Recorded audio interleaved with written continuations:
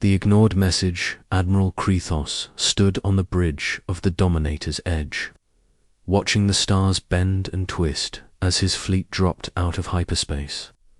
The Valdari Empire's most powerful armada had just completed another successful campaign, leaving the Zephyrian colonies in smoking ruins.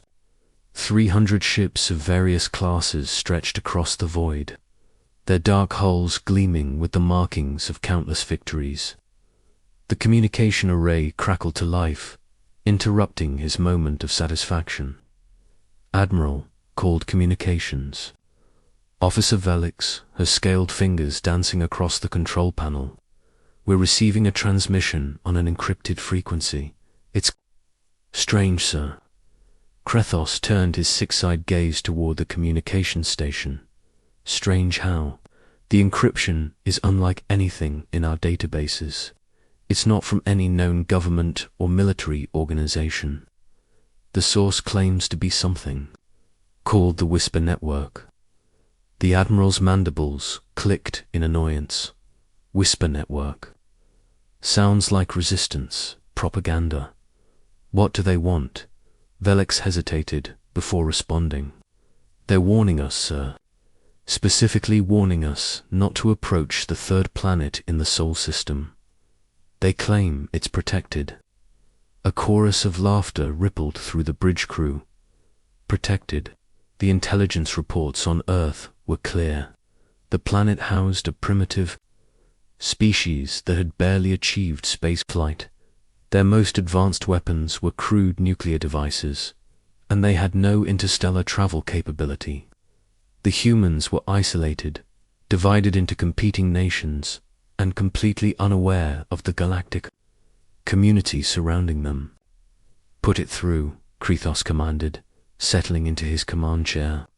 The transmission filled the bridge with static before a voice emerged. It was neither human nor any known alien species, but something else entirely. Valdari Fleet commanded. By Admiral Krethos, this is your final warning. The world you approach is under the protection of forces you cannot comprehend. Turn back now, or face consequences that will echo through your empire's history. The bridge fell silent. The voice continued. The humans appear weak because they choose to appear weak. The system appears undefended because they want it to appear undefended. You have been studying them for months, but they have been studying you for years. Krethos stood abruptly, his forearms spreading wide in a gesture of dismissal. Enough of this nonsense. Cut the transmission. He turned to his tactical officer. Jorix, what's our current intelligence on the Sol system? Commander Jorix, A, veteran of a dozen campaigns, consulted his displays. Standard scans show a Type G star with 9 planets. The third planet, designated Earth, shows signs of early industrial civilization.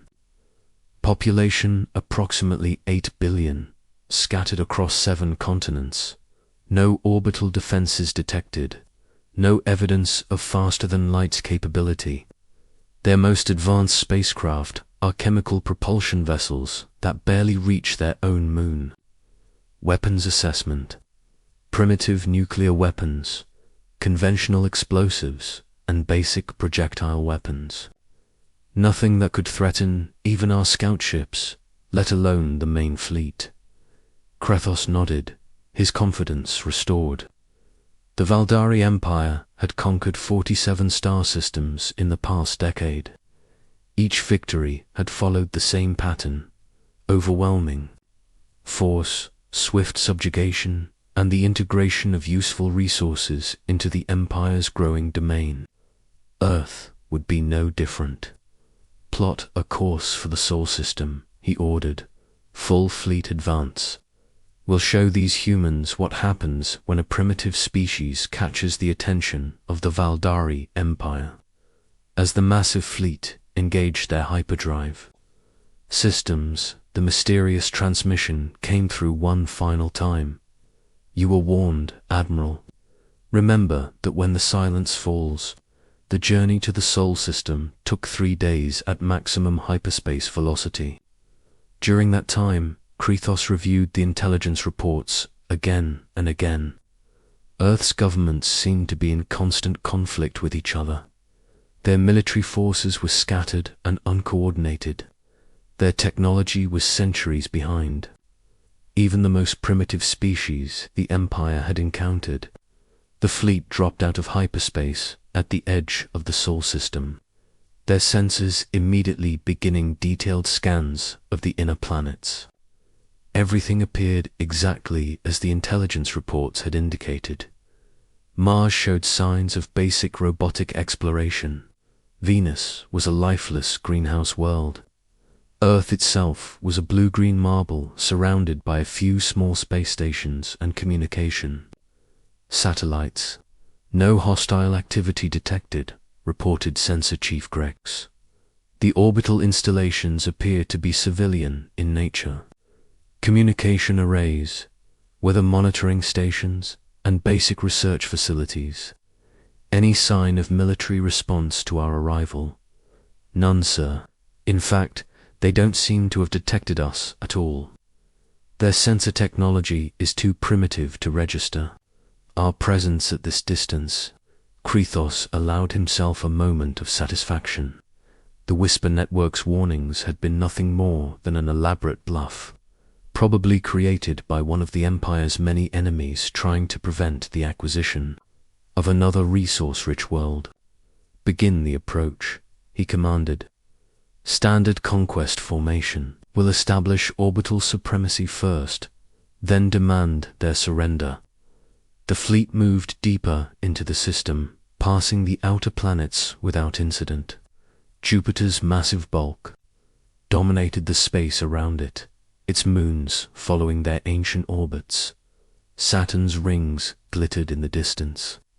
Nothing seemed out of place. It was when they passed the asteroid belt that things began to feel wrong. Admiral Grex called out, his voice carrying a note of confusion. I'm reading some unusual energy signatures from the asteroid field. Unusual how? It's difficult to explain, sir. The asteroids appear normal on standard scans, but there's something else. Faint power readings, almost like ... double quotes. He paused, checking his instruments again, like they're hiding something. Before Krithos could respond, the communication array activated again. This time, it wasn't the mysterious Whisper Network. It was a human transmission, broadcast on standard galactic communication frequencies. Unknown vessels, this is Earth Defense Control. You are entering restricted space. Please identify yourselves and state your intentions. The bridge crew exchanged glances. Earth Defense Control. The intelligence reports had made no mention of any unified defense organization. Human governments were supposed to be fragmented and competitive. How do they know we're here? Velix asked quietly. More importantly, Jorix added, how do they know galactic communication protocols? Our intelligence indicated they had no knowledge of interstellar civilization. Krithos felt the first stirring of unease. Open a channel. Let's see what these primitives have to say. The main view screen flickered to life, showing a human face. The being appeared young by human standards, with short dark hair and calm brown eyes. She wore a simple uniform without any visible rank insignia. I am Captain Sarah Chen of Earth Defense Control, she said in perfect galactic standard. Admiral Krithos, we've been expecting you. The Admiral's blood ran cold. She knew his name. She knew his rank. She was speaking a language that humans weren't supposed to understand. How do you know who I am? He demanded. Captain Chen smiled, but it wasn't a pleasant expression. We know many things. Admiral, we know about your conquest of the colonies. We know about your plans for Earth. We know about the 47 star systems you've subjugated in the past decade. Impossible. Your species has no interstellar communication capability. That's what we wanted you to believe. The humans' calm demeanor never wavered. You see, Admiral, we've been watching you for a very long time. Every species you've conquered has had survivors, refugees who managed to escape before the final blow. And where do you think those refugees went? Krethos felt the deck beneath his feet suddenly seem less stable. You're lying, am I? Tell me, Admiral, what do you know about the Whisper network that contacted you 3 days ago? The pieces began falling into place with horrible clarity. The mysterious transmission, the impossible encryption, the detailed knowledge of his fleet's movements and capabilities. The Whisper network, Captain Chen continued, is a communication system linking every survivor of your conquests, every refugee who found their way to Earth, every species you thought you had completely eliminated. They've been teaching us, Admiral, teaching us about your tactics, your technology, your weaknesses. Our intelligence reports showed no evidence of alien presence on Earth, Krethos said, but his voice lacked conviction. Your intelligence reports showed exactly what we wanted them to show. It's amazing how easy it is to fool surveillance systems. When you understand exactly how they work, the Zephyrians were particularly helpful in that regard. They designed most of your sensor networks, didn't they? The Admiral's 4 hands clenched into fists. Even if what you say is true, you're still just one primitive world against the might of the Valdari Empire. Surrender now, and we might show mercy. Captain Chen's smile widened. Admiral, you still don't understand. We're not just one world. We're every world you've ever conquered, fighting back as one. The view screen suddenly expanded to show multiple faces, Zephyrians, Cortaxians, Hylians, and a dozen other species that the Empire had supposedly eliminated. All of them speaking in unison. Welcome to Earth, Admiral Krethos. We've been waiting for you. The transmission ended, leaving the bridge in stunned silence. Outside the viewports, the stars suddenly didn't seem quite as friendly.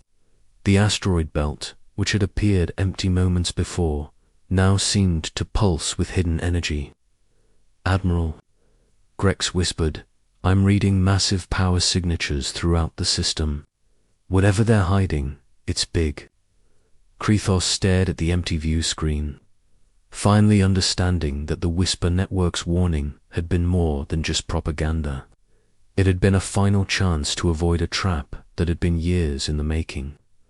All ships, he commanded, his voice hoarse. Battle stations. We're going to need every weapon we have.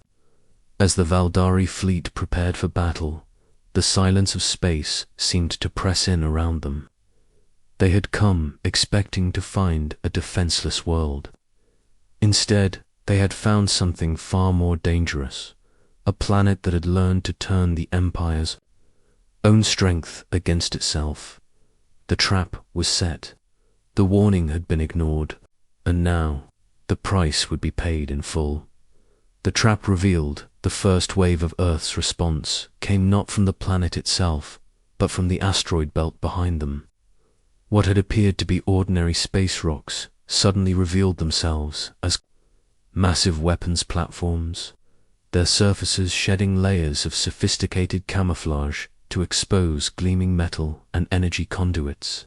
Contacts behind us, Sensor Chief Grex shouted, his voice cracking with panic. The asteroids are moving. They're not asteroids at all. Admiral Krethos watched in horror as hundreds of hidden stations powered up simultaneously, their weapons, systems tracking his fleet with mechanical precision. The energy signatures were unlike anything in the Valdari database, combining technologies from dozens of different species in ways that should have been impossible, evasive maneuvers. He commanded, all ships, prepare for the attack came before he could finish the order. But it wasn't the overwhelming barrage of destruction he expected. Instead, streams of silver projectiles emerged from the hidden platforms, moving with impossible speed and accuracy. They struck the Valdari ships with barely a whisper, passing through their shields as if they didn't exist. Minimal damage reported, Commander Jorix called out. The projectiles appeared to be some kind of metallic dust. They're not penetrating our armor. But even as he spoke, warning lights began flashing across the bridge. The metallic dust wasn't trying to destroy the ships immediately. It was doing something far more insidious. Admiral, Chief Engineer Voss's voice crackled through the communication. System, the projectiles are interfacing with our computer systems. They're not weapons. They're some kind of cybernetic infiltration device. Krithos felt ice form in his veins. Shut down all external connections. Isolate the core systems. Too late, sir. They're already inside the network. They're not trying to destroy anything. They're there learning. Copying our databases, our tactical procedures, our communication protocols. The view screen flickered back to life, showing Captain Chen's face again, but this time she wasn't alone. Behind her stood representatives of every species the Valdari Empire had conquered, their faces grim with determination. Surprised, Admiral Chen asked. Those nanoprobes contain the accumulated knowledge of 47 civilizations. Every tactical manual, every strategic doctrine, every technical specification your empire has ever developed. Your own ships are now teaching us how to defeat you. Impossible, Krethos snarled. Our security systems are impenetrable, are they? A new voice joined the conversation. It belonged to a Zephyrian engineer, his blue skin marked with the ritual scars of his people. I designed most of your current security protocols, Admiral, before your empire murdered my family and enslaved my world. Another face appeared on the screen, this one belonging to a Cortaxian military strategist. Your battle formations are quite impressive, Admiral. I should know. I created half of them before your forces destroyed my home system. The horrible truth was becoming clear. The Valdari Empire's conquests hadn't been as complete as they had believed. Each victory had left survivors, refugees who had somehow found their way to Earth, and Earth, incredibly, had welcomed them. You're making a mistake, Krethos said, trying to project authority even as his fleet began to fall apart around him. The Empire will send reinforcements. You cannot hope to stand against our full military might. Captain Chun's expression grew sad. Admiral, you still don't understand. We're not fighting the Empire. We're saving it from itself, from the path of endless conquest and destruction it's chosen. Your empire has become a cancer in the galaxy, consuming everything it touches. We're performing surgery. The second wave of Earth's defense revealed itself as ships began emerging from behind the inner planets. But these weren't human vessels. They were ships from every civilization the Empire had conquered, rebuilt and retrofitted with technologies that combined the best of each species' innovations. The Zephyrians taught us about energy manipulation, Chen explained as the mixed fleet took formation. The Cortaxians showed us advanced metallurgy. The Hellions shared their knowledge of quantum mechanics. Together, we've created something new. Something your empire's rigid military doctrine cannot comprehend. The battle that followed was unlike anything in galactic history. The Valdari fleet, despite its overwhelming numbers, found itself fighting an enemy that seemed to anticipate their every move. For every tactic they employed, the Earth Alliance had a counter-strategy. For every weapon they deployed, the defenders had a defense. They're not just fighting us, Jorix observed with growing alarm. They're teaching us. Every exchange of fire, every tactical maneuver, they're showing us alternatives to destruction. It was true. The Earth Alliance wasn't trying to obliterate the Valdari fleet. Instead, they were systematically disabling ships, targeting weapons, systems and engines while leaving life support intact. It was a kind of warfare that the Empire had never encountered before. Admiral Velix called out, "We're receiving thousands of transmissions from our own ships. The crews they're asking questions." What kind of questions? About why we're here, about what we're trying to accomplish, about whether there might be another way. The nanoprobes weren't just copying information, Krithos realized. They were sharing it. Every Valdari crew member was suddenly exposed to the personal stories of the survivors, the histories of the conquered worlds. The perspective of those who had suffered under the Empire's expansion. Cut all internal communications, he ordered desperately. "I can't, sir. The nanoprobes have integrated with our systems too completely. The crew is learning what we've done, what we've really done." Through the view screen, Captain Chen watched the Admiral's growing desperation with something approaching. Sympathy. "This is what happens when you force people to see the truth, Admiral. When you show them that there's another way to live than through conquest and domination. We are warriors," Krethos shouted. "We are the Valdari Empire. We do not surrender." "No one's asking you to surrender," Chen replied calmly. "We're asking you to choose. Your empire can continue on its current path, consuming worlds until there's nothing left to conquer. Or you can join us in building something better." The turning point came when the Dominator's edge itself was surrounded by a formation of ships from every species the Empire had conquered.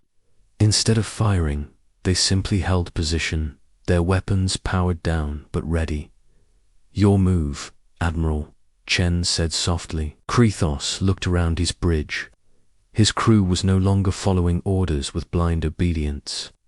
They were thinking, questioning, considering alternatives they had never imagined before. The nanoprobes had done more than just copy information. They had opened minds. "What are you proposing?" he asked finally. "A new kind of civilization," Chen replied. "One based on cooperation instead of conquest. One where the strength of each species contributes to the benefit of all. The refugees who came to Earth didn't just teach us about your empire's weaknesses, Admiral. They taught us about their own species' strengths." The view screen shifted to show Earth itself, and Krithos gasped at what he saw. The planet was no longer the primitive world his intelligence reports had described. Massive orbital platforms surrounded it, but they weren't weapons. They were shipyards, research stations, cultural centers. Each one was a collaboration between human engineering and alien innovation. "This is what we've built together," Chen continued. "Not an empire built on subjugation, but a commonwealth built on voluntary cooperation. Every species contributes what they can, and everyone benefits from the whole. And if we refuse, then you'll return to your empire, and we'll be ready when you come back with a larger fleet. But Admiral, look at your own crew. Look at what they've learned today. Do you really think they'll be willing to continue the old ways?" Krethos looked around his bridge again. His officers were no longer looking at him with the absolute loyalty he was accustomed to. They were looking at him with questions in their eyes and hope. "There is another way," Commander Jorix said quietly. "We've seen it today. We've felt it. The choice is yours," Admiral Chen said. "But choose quickly. Your empire is already fracturing. The same information your crew has received is being transmitted throughout Valdari space. Change is coming whether you lead it or not. The Admiral closed his 6 eyes and made his decision. When he opened them again, it was with the weight of transformation. Stand down all weapons, he commanded. Prepare to receive boarding parties. We need to talk.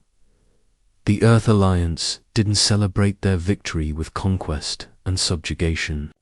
Instead, they welcomed the Valdari fleet with open arms and open minds. The process of integration would take time, but it had begun. Months later, Admiral Krethos stood on the observation deck of the same platform where he had first spoken with Captain Chen, but now he wore the insignia of the Terran Commonwealth, and his title was Director of Interspecies Relations. The Whisper Network warned us, he said to Chen, who had become his closest advisor.